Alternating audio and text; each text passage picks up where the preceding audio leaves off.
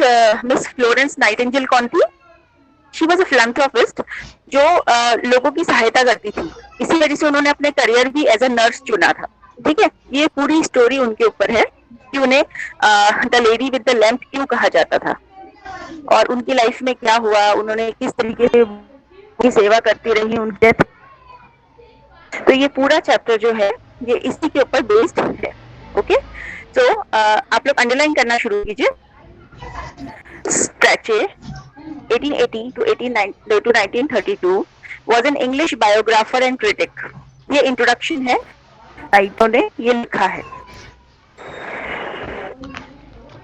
He was known especially for his satire for the Victorian, जो Victoria का जो period था 18th सेंचुरी का, उसमें उन्होंने काफी कुछ अपने मतलब अपनी जो कला है उसका प्रदर्शन किया है। उसके बाद आप लोग लिखेंगे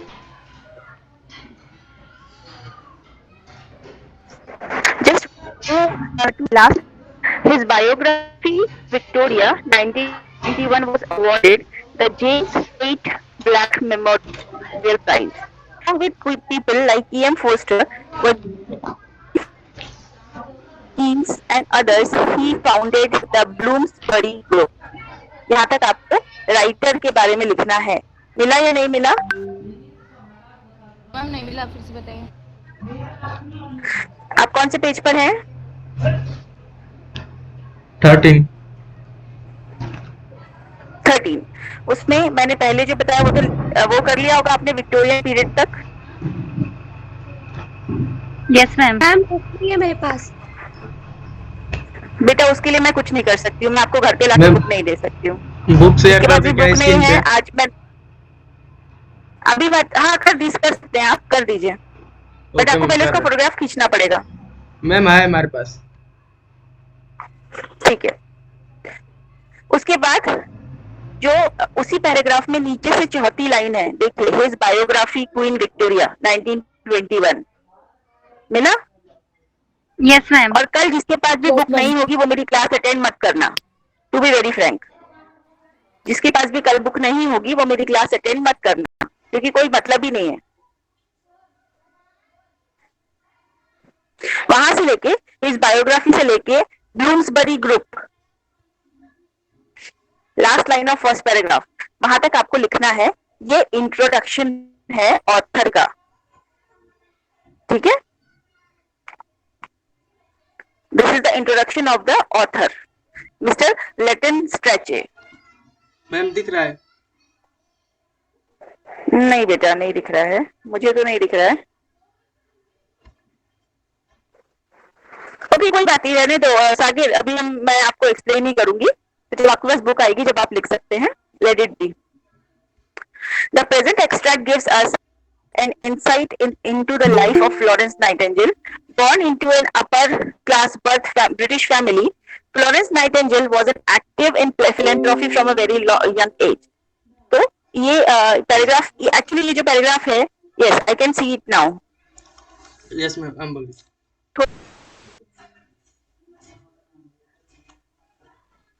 जी, जो भी देख पा रहे हैं इनके इसमें जूम करके देख लीजिए। लेकिन ये जो सर्विस है ये आप लोगों को हमेशा नहीं मिलेगी, आप लोगों को बुक खरीदनी पड़ेगी, वरना आप लोग जॉन सर के नोट्स लेके अपने आप ही पढ़ लो, मेरी जरूरत ही नहीं है। मेरी क्लास में पढ़ना है तो बुक लेकर आना पड़ेगा। ओके, सो ये जो पूरा पैराग्राफ है इसने चैप्टर के बारे में हमें थोड़ा सा इंफॉर्मेशन दिया है कि मिस्टर ब्लूम, फ्लोरेंस नाइटिंगेल जो थी वो बहुत छोटी उम्र से ही, उनकी शादी बहुत छोटी उम्र में हो गई थी, बहुत अच्छी फैमिली से बिलोंग करती थी। उनको बचपन से ही लोगों की मदद करने का बहुत शौक था। वो हमेशा लोगों के प्रति बहुत हम्बल रहती थी, हम्बल जेनरस रहती थी, तो इस वजह से उनको लोगों द्वारा भी बहुत पसंद किया जाता था। This is in the second paragraph. इसमें भी बताया गया कि कैसे उन्होंने सेकेंड वर्ल्ड वॉर के टाइम पे जर्मनी में लोगों की मदद की थी, जो सोल्जर्स इंजर्ड हो गए थे उनकी कैसे मदद की थी। उस समय लाइट्स नहीं हुआ करती थी, तो वो एक लैंप लेके या फिर एक कैंडल लेके, मोमबत्ती लेके किस तरह से सब अपने पेशेंट्स को देखने जाती थी। तो इस वजह से ही उनका नाम पड़ा था the lady with the lamp, the lady with the lamp. आप लोगों को क्या करना है, फर्स्ट पैराग्राफ में तो मैंने आप लोगों को बता दिया कि आपको क्या क्या लिखना है। सेकेंड पैराग्राफ में आपको खुद को अपने मन से 3 से 4 लाइन्स लिखनी है जो चैप्टर को बहुत शॉर्ट में एक्सप्लेन करती हो। ठीक है, इतना बड़ा पूरा पैराग्राफ नहीं लिखना है, सिर्फ 3 से 4 लाइन्स लिखनी है। Okay okay ma'am. And Okay, critic के बाद जो बताएंगे वो बता दीजिए ना एक बार। क्रिटिक कहाँ है? ये फर्स्ट लाइन में, फर्स्ट पैराग्राफ, बायोग्राफिक एंड हाँ, उसके बाद एक और भी लाइन लिखना है आपको। He was also known specially for satire of the Victorian period.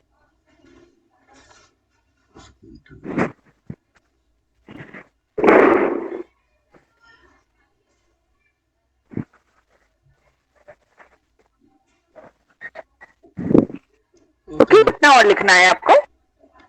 अच्छा, उसके बाद मैंने आपको बताया फर्स्ट पैराग्राफ, उसके बाद नीचे लिखा आपने फोर्थ लाइन में जो मैंने आपको बताया था।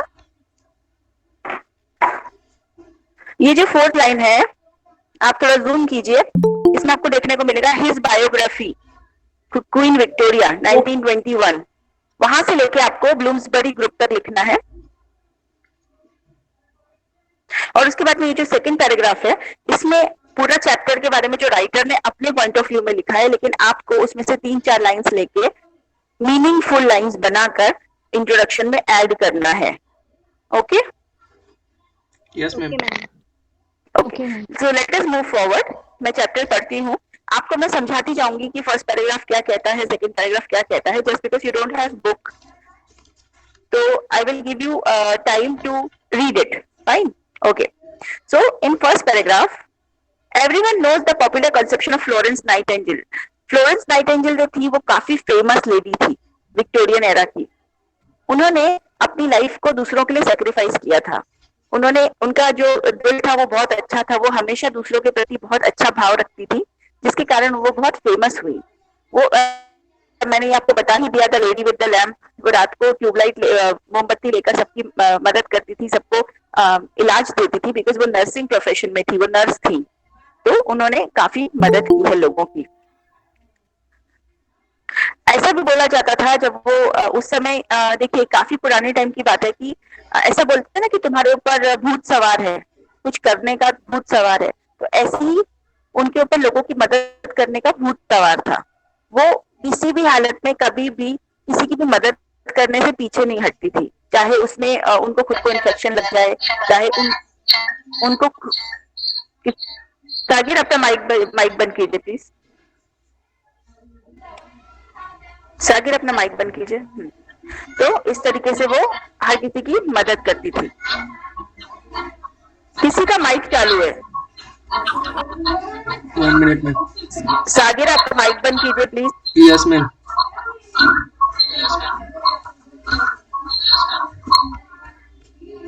Fine, okay. सो ये फर्स्ट पैराग्राफ बताता है कि वो किस तरीके से लोगों से अलग थी। She was different from other people. सागिर, if you can second page आप अगर डाल सकते हैं तो प्लीज अपने उसमें डाल मैम दीजिए, सारा है प्रेजेंटेशन में।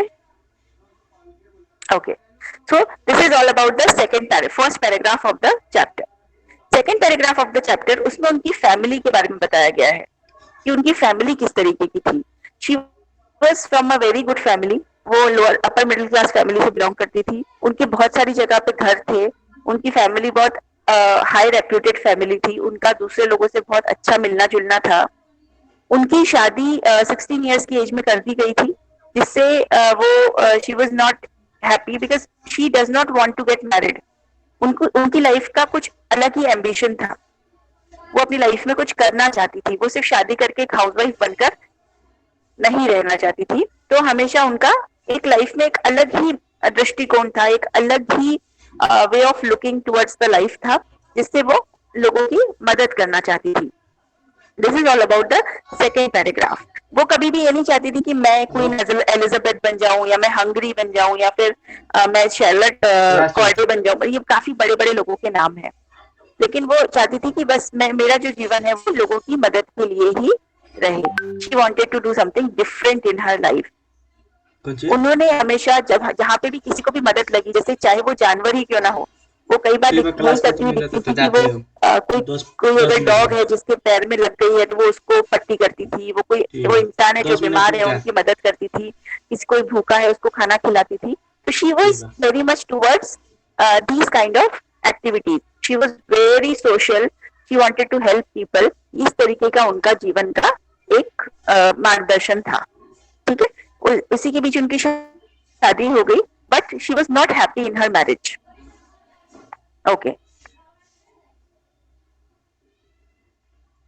आज आप लोग पेज नंबर 14 एक बार रीड कर लीजिए, अगर आपको उसमें ऐसा कुछ लगता है कि नहीं समझा है, क्योंकि ये मैंने ही ये जो मैंने आपको बताया ये बहुत शॉर्ट में बताया, इसी को इलेबोरेटिव वे में वहां पर दिया हुआ है। It has been elaborated there, तो यू कैन सी कि आप लोगों को अगर कुछ प्रॉब्लम होती है just read that lines, so that अगर कोई प्रॉब्लम हो तो मैं आपको एक्सप्लेन कर सकती हूँ।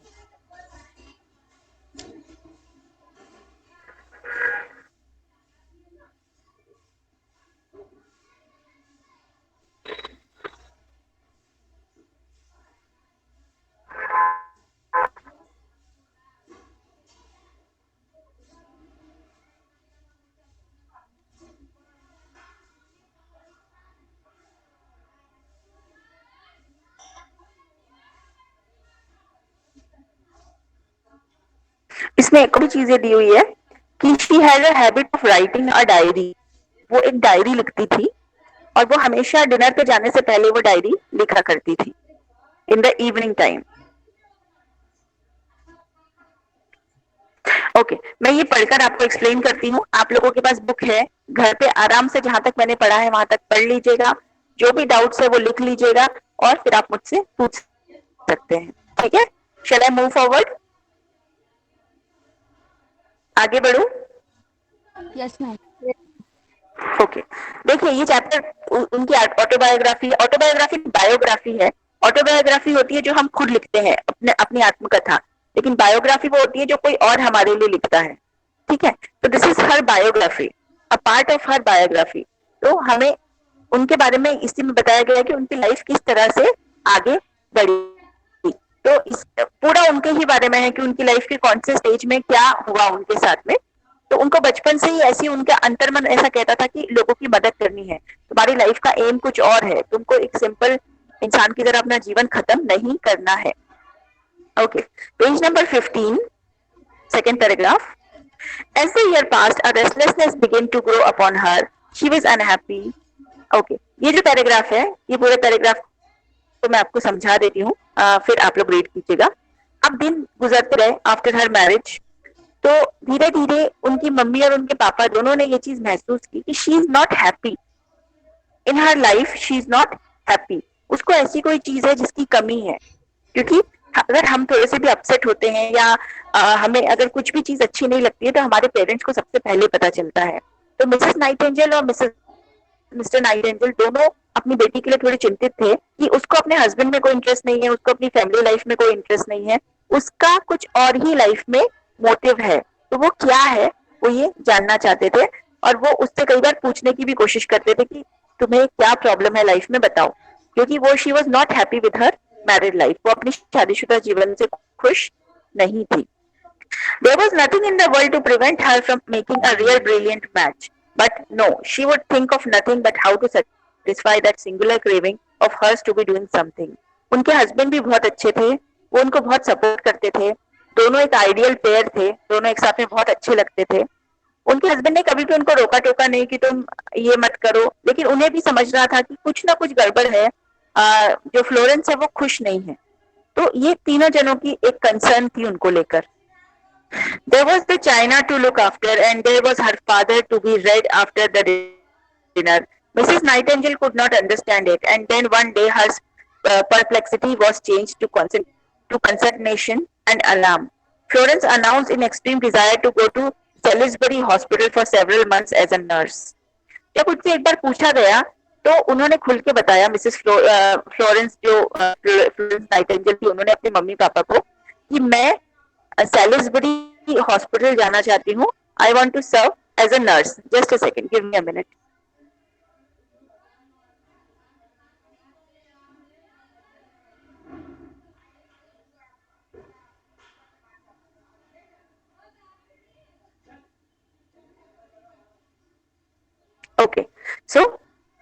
फाइनली उन्होंने क्या इच्छा जताई, एज अ नर्स कुछ महीने काम करना है। ये सेलिसबरी हॉस्पिटल को अंडरलाइन कर लीजिए, इसके ऊपर क्वेश्चन आ सकता है। Hello And she confessed to some visionary plan of the eventual house of her own in a neighboring village, and there founding something like a Protestant class sisterhood without woes for women of educated feeling. बस जैसे ही उन्होंने ये कहा, उनके परिवार के लिए उस तलाश समय करा। लड़कियों को इस तरह से अकेले भेजना या फिर अच्छे घर की लड़कियों को ऐसे ऐसे जॉब करना परमिटेबल नहीं था। तो उनकी फैमिली ने बहुत अजीब रिस्पॉन्स किया, क्योंकि उनको एक्सपेक्टेड ही नहीं था कि ये कुछ इस तरीके से बात करेगी। The whole thing was summarily brushed aside as it was preposterous, and Mrs. Nightingale, after the first shock of terror, was able to settle down again more or less comfortably of her embroidery. But Florence, who was now 25 and felt that the dream of her life has been shattered, came near to desperation. अब क्या हुआ, उनकी family को ये बात सुन के बहुत shock लगा कि वो एक जगह जाके जॉब करना चाहती है। इतनी वेल टू डू फैमिली की लड़की कहीं जाके जॉब करना चाहती है, तो उनकी फैमिली को ये बात बहुत अजीब लगी और उन्होंने इसका अपोज भी किया। आज हम बस इतना पैराग्राफ और लेंगे इसके आगे वाला, और उसके बाद क्योंकि 11:30 बजे आई गेस सुहासिनी मैम का लेक्चर है, right? Yes ma'am. Yes okay, अच्छा कंबाइन लेक्चर है कि सिर्फ बीएससी का है? कंबाइन है। कंबाइन है, ठीक है, चलिए, okay. And indeed the difficulties in her path were great, for not only was it almost unimaginable things in those days for the woman to make her own way in the world and live in independence, but the particular profession for which Florence was clearly marked out both of her instinct and her capacities was at that time a particularly disrupted one. उस समय के लिए, उस समय वो जो समय था, उस समय औरतों को इतनी आजादी नहीं थी, उस समय औरतों को घर से बाहर ज्यादा देर नहीं रहने दिया जाता था। ऐसे में वो अकेले जाके एक ऐसा काम करना चाहती थी जिसमें कोई सेफ्टी नहीं थी, तो उनकी फैमिली को इस चीज से बहुत प्रॉब्लम थी। A nurse meant then a coarse old woman, always ignorant, usually dirty, often brutal, a Mrs. Gamp in bunched up sordid garments, tippling at the brandy bottle or indulging the worst irregularities. उस समय nurse का मतलब क्या था? एक बहुत बुरी औरत जो बहुत इग्नोरेंट है, जो किसी की बात सुनती नहीं है, जो थोड़ी रूड है, जो लोगों की सेवा करती है, हमेशा लोगों को दवाइयां देती है, इस तरीके की एक पिक्चर थी एक नर्स को लेके उस समय के लोगों के मन में।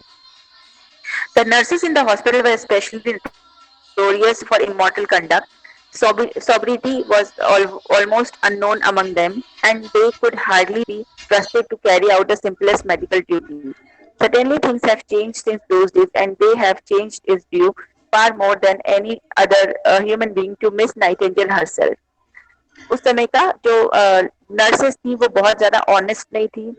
वो ऐसा बोला जाता था कि वो जो पेशेंट्स है उनको प्रॉपर ट्रीट नहीं करती, उनका जो रेपुटेशन था वो बहुत खराब था। तो जब ऐसे प्रोफेशन के बारे में किसी माँ बाप को पता चलेगा तो वो ऑफ कोर्स नहीं चाहेंगे कि उनकी बेटी ऐसे प्रोफेशन जाए। Not to be wondered at her parents should have shuddered at the notion of their daughters devoting her life to such an occupation. It was as if she herself said afterwards, "I had wanted to be the kitchen maid." Yet the want, absurd, impractical as it was, not only remained fixed immovably in her heart but grew in intensity day by day. वो उन्होंने आखिरी में कहा कि मैं एक घर की नौकरानी भी बनकर रह सकती हूँ। ये बात जब उनके पेरेंट्स ने सुना तो उनको बहुत बुरा लगा, क्योंकि एक्चुअली वो कहीं ना कहीं अपने बच्ची की इच्छाओं को दबा रहे थे। जो वो करना चाहती थी वो नहीं कर रहे थे। तो फाइनली नाइटिंगेल ने अपनी तरफ से कहा कि ठीक है, मैं पहले चाहती थी कि मैं एक किचन की नौकरानी बनूं, पर अब लाइफ चेंज हो गई है, अब मेरे थॉट्स चेंज हो गए हैं। तो ये उनकी एज की 25 ईयर की बात है, जब वो 25 साल की थी तब ये डिस्कशन उनका उनके पेरेंट्स के साथ हुआ था। ओके, तो यहाँ तक हमने पढ़ा है।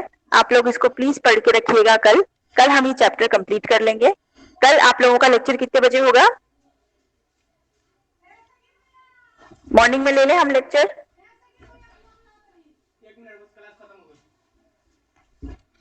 Yes ma'am. हेलो, सब सो गए क्या?